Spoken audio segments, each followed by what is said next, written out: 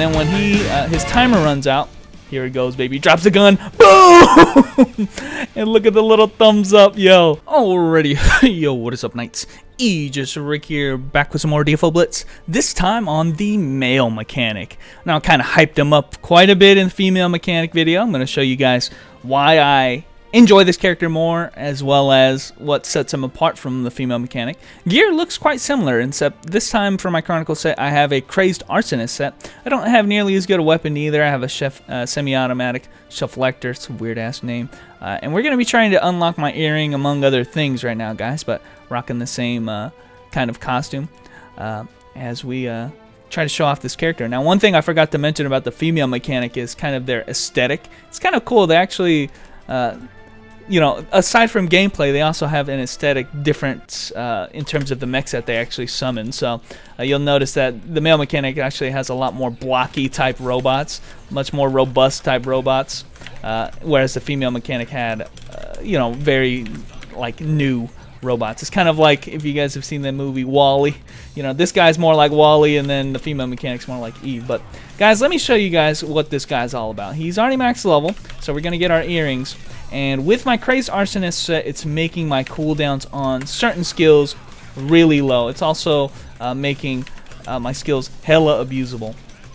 A couple things that you're going to notice right off the bat, I'm not using G-Series at all. He has access to G-Series, except since he doesn't get very much buffs to G-Series, he's not really going to be you know, focusing on it or using it at all, really. So I didn't find a need to use it. You can probably use it just for extra deeps, but honestly, do you really need it? Look at this shit. And right off the bat, you can kind of see what this guy's focus is. I mean, I use the land runners and stuff on my female mechanic, but you don't need to even bother with her. On this character, though, that is his main primary source of damage, and hopefully I don't absolutely get wrecked here, but he has other guys as well. As I'm gonna put like hella deeps right here. Ooh. Oh shit. My Terminator bot. I didn't realize I cast my Terminator bot all the way over there, but yeah, Terminator bot's coming in. I'm dying here. Let's see if we can outplay him. Okay, I'm dropping in the mech drop. Okay, they're coming in. Drop them. Ooh, big blast. Yo, that is what I'm talking about, baby. Self-destruction city on this character. And that's what you need to do, excuse me, the detonation city. What this guy focuses on is dropping bombs, and all of his bombs you can detonate. You know, he has a ton of them. You can cast them all onto one location. This is where I was saying he has some of the sickest burst potential in the game. I mean, you can drop down the mech drops if you get the extra addition onto it. You can basically use those as summons to burst mega huge on there. I mean, I can't even describe how crazy that was, but I don't know any other character. I mean, if you really gear a character like this out, I can only imagine the kind of strength you have. He has a lot of new skills, and when I say new, I mean new at least since the last time that I've played him. Trap Runner is a really good one. It's like the strength of the regular time bomb, which is usually what you use to detonate. It has about the strength of the time bomb, which is obviously really good right there. The time bomb is already one of your strongest robots, and then when you when he's out there, he actually has a vacuum effect onto himself. So, you know, double usage there. Detonate is just crazy low cooldown, so you should basically use it at any time you want to actually do damage at all. If you have a robot on the field, you can kind of use it. Now, you can detonate it on the spot. Now, one thing about the detonation that you might not know is that there's two different casts of it. So the one cast is detonating them on the spot. Right there, they kind of detonate where they are. That's the one that you use when you just tap it, okay? But if you hold the button down, you can actually take any robots that you spawn and drop them onto a location, which is potentially more useful, especially when you want to do burst damage. But there is some situations where you might want to use, you know, one or the other. Like, for instance, if they're too spread out like that, you're not going to be able to have one centralized location. It's really good to be able to detonate them on the spot, you know, put them where they're supposed to go. You do have a new robot in here. I like to call him the Terminator robot. You'll see why in a second. He actually fights for a little bit. He one-on-one battle, let's go. And then when his timer runs out, here it goes, baby. Drops the gun. Boom! And look at the little thumbs up, yo. Terminator 2. This guy is the shit, man. There's so much character on this guy. I really like this character, and honestly, I don't really like I actually hate characters that kind of summon things.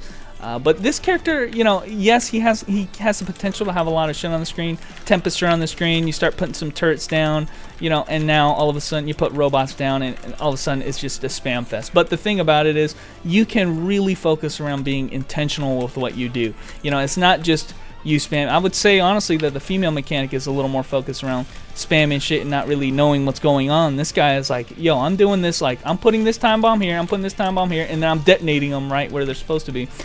And that the EX time bomb here, the Easy 10 time bomb, actually has land runners coming out of it, so even more time bombs. You know, there's a lot more setup with this character, and that's why I can appreciate him a lot more than maybe some of the other ones. Here's yet another new skill, huge burst damage. Sparrow Factory I've kind of kept the same as the female.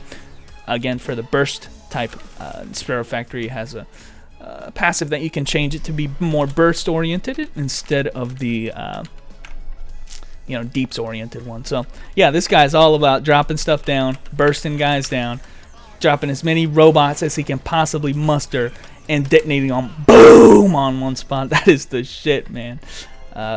So that's his playstyle. I really, you know, like I said, I'm not a big fan of these types of characters, but I am a big fan of doing this on this character. You know, at least if I play him like this, it's not gonna feel as face rolly as you might imagine a mechanic class being. So other skills that he has gotten that are new, so that is a main skill, the Trap Runner. Definitely he needed that. Combat Robot is also relatively new. I'm pretty sure it just buffs up your skills when you use a robot. So I mean, it's just buffing you up while it's up. Boom, look at the AoE on that. That is due to my set that I have right now. Trap Runner yet again. Bam, there it is. It is so satisfying getting that off. In fact, I remember watching a video way back in the day where I was looking at somebody playing one of these characters, and I thought it was a GM.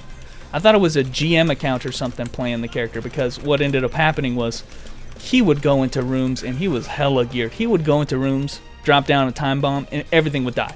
Just everything would die. Boom, one hit. And because time bomb with this set has like no cooldown, you can just keep doing that. You can just keep doing time bomb and killing everything just like that. And I was like, it was some broken ass shit. I'd never seen somebody with that good of room clear. It was sick. But you obviously need more power than I have right now to do that, but I'm already kind of demonstrating that right here. Let's try to get the burst meta out here as well.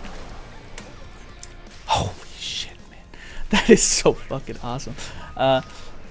So yeah, that's why I like this character a lot more. Now, let me talk about also one of the main things that is going to be different with your male mechanic when you start playing one, if you make one, is the Second Awakening really brings him to form. Because what ends up happening is you get these two robots here. And let me tell you, man, this guy is a smart cookie, man, because he just made it so that, oh, you know what? Instead of me bending down over to summon the robots, I'm just gonna have these two robots spawn more robots for me, and they have like no cooldown, instant cast time. You don't need any cast speed at all, because these are instant cast on any skill.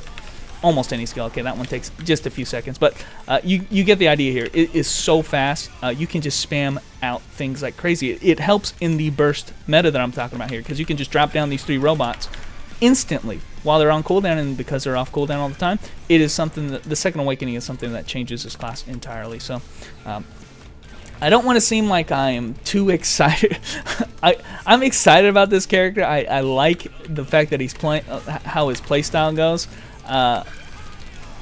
It's just that you know, what's taking me so long to level him if I like him so much. You guys are so quick to like say which characters I do or do not like. I think this is a hype gunner type character. It's something that the gunner characters, I would always say I'm always so like disinterested in the gunner characters. Well, systems like this are what kind of make it interesting for me. You know, when you have something like this, and I haven't even shown his First and Second Awakening because he hasn't needed it, man. But when you have something like this, it's so different than any of the other characters I play. It's something I guess I can get a little bit excited about. It's so different from any of the other characters I play. Nobody else has to really set up guys on the floor and just set up this one-shot detonation. You know, it's unlike any other character I played, really. And I've played all of them, so that's really saying something. So I don't really have anything else I want to do. I guess I'm just going to go into Bloody Lane, but the one thing that is the downside, okay, so I've been talking about this character like crazy already, and this guy's like, must be the best character in the world. Well, the one downside that he has that the female mechanic I've demonstrated does not is that he can't attack, or really can't intentionally attack if he's getting hit himself. So if you're getting interrupted, if you're trying to get in position to put a landmine, for instance, and then you start getting hit, I can't detonate it now, and I have to wait for the manual detonation of my robots, which is generally sometimes pretty dang slow. They take their time for blowing up. So if the trap runner here and I'm trying to hit detonate it, I can't do it. So sometimes setting up your bombs is one of those things that is kind of hard to do, because you're trying to put in the optimal spot and not get hit at the same time. That's a little bit challenging. Whereas a female mechanic, dude, I'm telling you, she can just be getting comboed. Nope, wow, I got a unique from that. She can be getting comboed in the G1 series, is still attacking and still doing maximum damage, as if she's not getting hit at all. In fact, I'm pretty sure you can still control the G series while you're getting hit. You cannot do that with the detonation. So that's the one thing that he's not as good at doing, like that DPS residual bullshit on the screen as much. He can have land runners like crazy on the field, but that doesn't mean that they're going to be doing anything. Same thing with the turrets. He can have a lot of turrets out there, but that's about it. So let's keep that in mind. He's a lot more deliberative a class. He's a lot more, detonation oriented. So if you don't like doing detonation, you're probably not going to like this character. In fact, I would say all of his skills focus around doing detonation. So much like the female mechanic, if you don't like whatever the mechanic is or its gimmick is, try the other one, see if you like it better. And hell, if you don't like both of them, then trust me. They're very unique type of classes. I would say that they're very powerful what they do. I like the fact that there are characters like that are still so different from one another. I've played so many characters in this game where, they're kind of blending into each other. It feels like, well, these are two characters of which I really don't have, alternatives to point you in. It's like, hey, do you like setting up things and then, hitting them with the biggest burst skill ever? Well, honestly, I can't think of a better class than this to point you in that direction. So there you can kind of see, if I had my Tempester out, maybe I could use it to do residual damage. I didn't hit the burst combo there, but I didn't even show his awakenings, but he has the Gable punch. You guys have seen that. That is just Khan's favorite skill. And then his second awakening is actually the Hell March. There you go. Hell March, and it is just a big, huge explosion, which kind of goes very well with this playstyle. But anyway, guys, thanks for watching. This is a little bit of the male mechanic action, and hopefully I've been able to demonstrate the difference between the two different types of characters. And if you like them, go ahead and try them out yourself. So anyway, guys, thanks for watching, and I will catch you nights later.